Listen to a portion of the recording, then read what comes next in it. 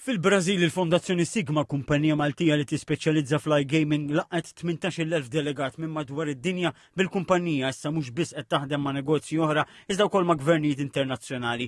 Lil minn dan b'ħidma mal-Ambaxxata Maltija fil-Brażil li nfetħet madwar sentejn ilu 140 ambaxxatur fil-Brażil iltaqgħu f'business lunch biex flimkien jiddiskutu l-prodott Malti f'dan il-qasam. Waqt din il-laqgħa li saret Villa Rizza Setor de Clubes Sportivo fi Brasilia, il-fundatur ta' Sigma World Eman Police faħħar l-isforzi tal-Ambaxxata Maltija u l-Ambaxxatur Malti John Aquilina. It's a true reflection of the spirit of Malta being able to punch above its weight category.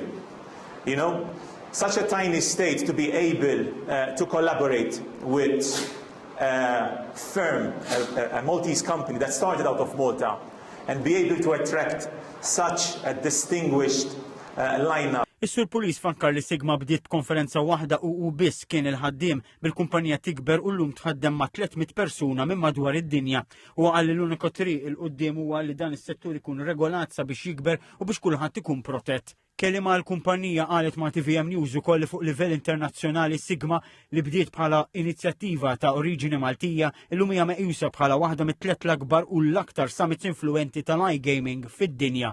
Dan qalet li jirrifletti mhux biss it-tkabbir konsistenti tagħha tul is-snin iżda wkoll il-fiduċja li rebħet mingħand l-stakeholders globali inkluż regolaturi, operaturi u investituri strateġiċi.